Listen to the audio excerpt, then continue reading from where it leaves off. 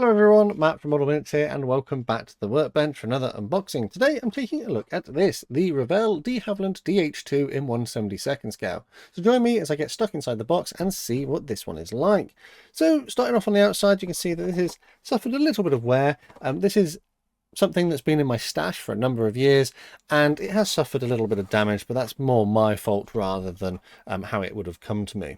It is in the older style blue boxing, and we have some dimensions here that it's 10.8 centimeters in length and 11.9 in width.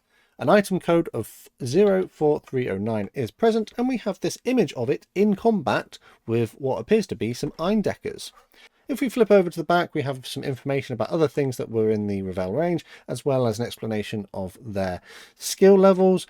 This one is a skill level 3, but it just basically goes off of the number of parts included in the kit. In this case, it has more than 30 parts, but less than 100. So it could have 31 parts and it would be a skill level 3.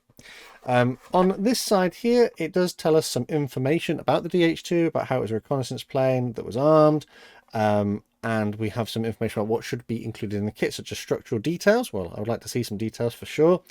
There is rigging wire, apparently, pilot figure, movable propeller, and decals for 2 different versions. We do have some paint colors called out here as well from the Revell range. And if we flip over to this other side, we just have some information about the kit. It does tell us that this is 1 to 144th scale on here, but I think that must be a typo or reused from another box, because naturally it says 172 there, and I would like to believe that this is 172 based on the size of the kit. I know what's inside, so I'm going to go ahead and assume that it is 172, and that's a typo. We do have a copyright date up here of 2007, so that's probably when I actually bought this one. Let's then look inside the box and see what we've got.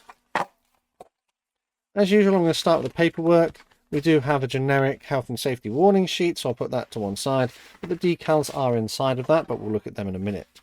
Then we have our instructions, and they are a little bit out of sequence. I think that's my fault. I think I must have looked at this at some point in the past. So let's try and put them together how they would have been. There we go. So on the outside, you can see we have information about the actual DH2, again, copyright date of 2007. It is in black and white, as was typical of that time. We have some more safety information and then a key to the different symbols.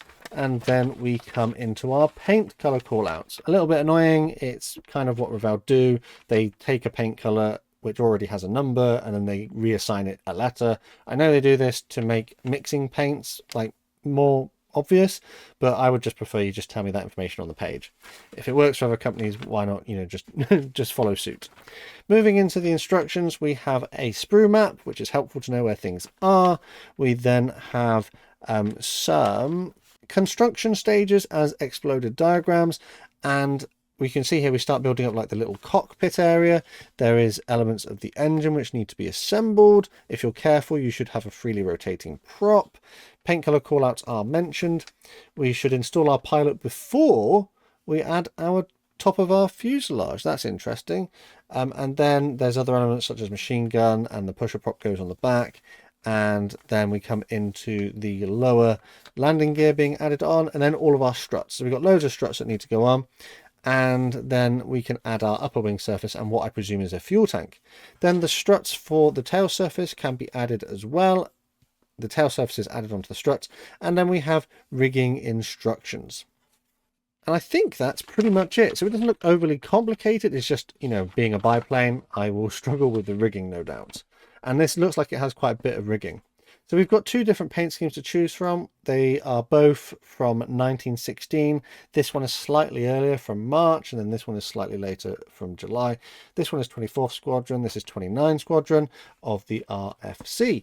And they look to be basically the same colours, A, B, and C, which if we look at the box, we've got like a grey, a green, and a canvasy cream color, and I think the top surface here would be green as well. So it would be better if these were in color, but there's only a couple of different paints, so I'm hoping that I won't get them confused based on the shades of grey.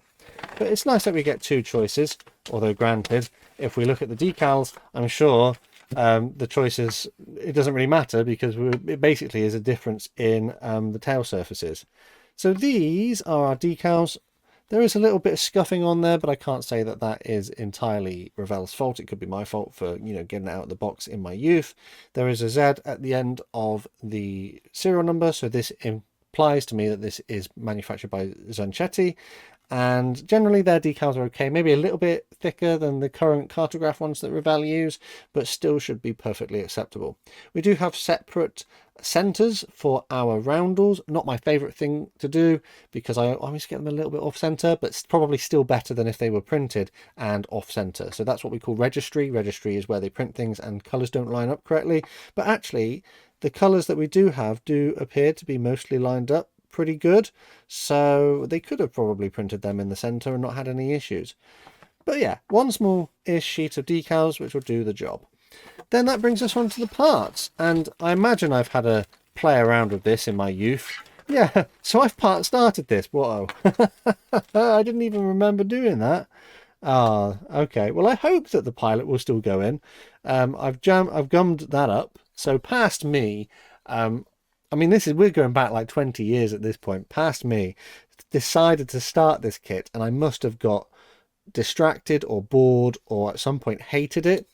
And then I gave up. So, I mean, it's fortunate that it still fits back in the box. So naturally, at some of these points, I can't necessarily complain too much about something because it might be my fault that there's a problem with the kit because I've already part started it. Here you can see that we've got our fuselage elements and the wing I've added on here. There is a little bit of flash which I've not addressed, and there are some ejector pin marks on the lower side there. The moulding is fairly okay. The level of detail is all right. There is like this texture on it which is interesting, and I think actually the prop would have been on there. You can see it's like sheared off. I think I would have glued that on going from that. Yeah, I think I must have glued it on and it's been pulled off in the bag. But yeah, that's interesting. And then on the whole, we would have had like 2 sprues of bits. On this one, you can see that we have our machine gun, which is quite simple and crude, and then the sort of support struts for the tail and the landing gear as well. And then, speaking of the tail, we do have our tail surface here, and the wheels and the pilot, and some more bits of struts. The pilot looks, I mean, other than the amount of flash that is going to have to be removed from there, he doesn't look too bad, does he?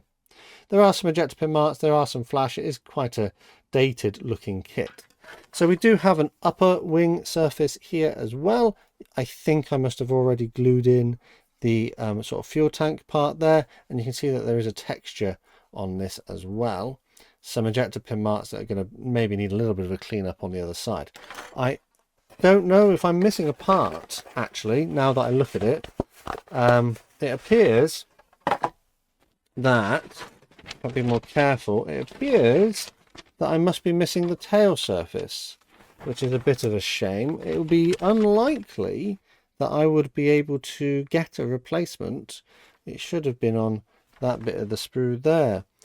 That's unfortunate, but that must be my fault. I must have lost it and misplaced it at some point in the past. It's definitely not in the box from what I can see. So yeah, at some point I lost the tail.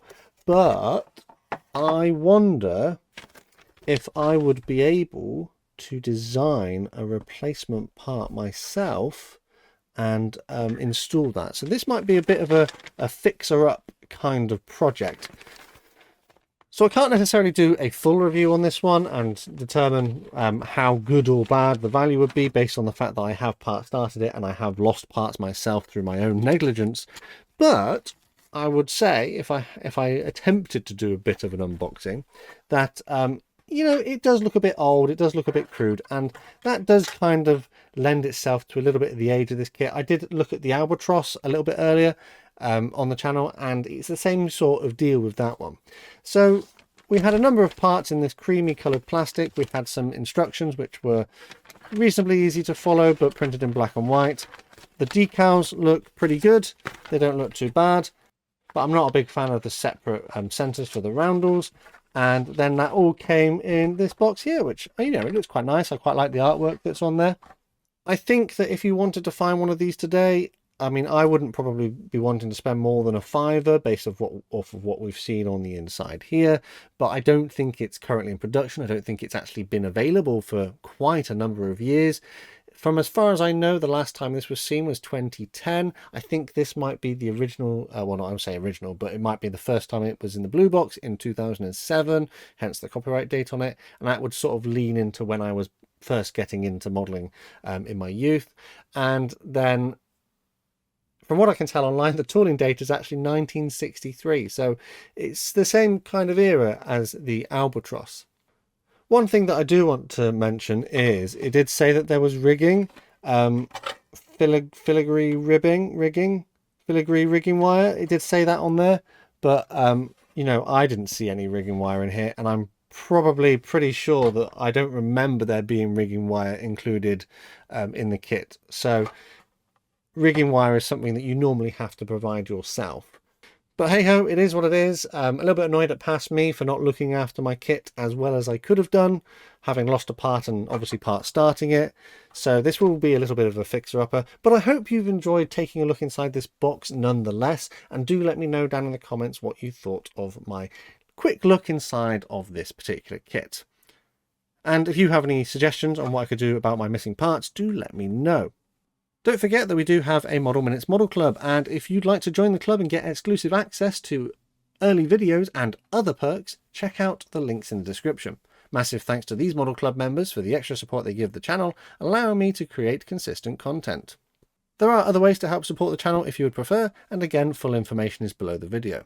The best way to support the channel for free though is by subscribing with notifications turned on so you never miss a modelling upload. Finally though, last thing to say is a massive thank you to you for watching this one, and I'll catch you on the workbench again next time.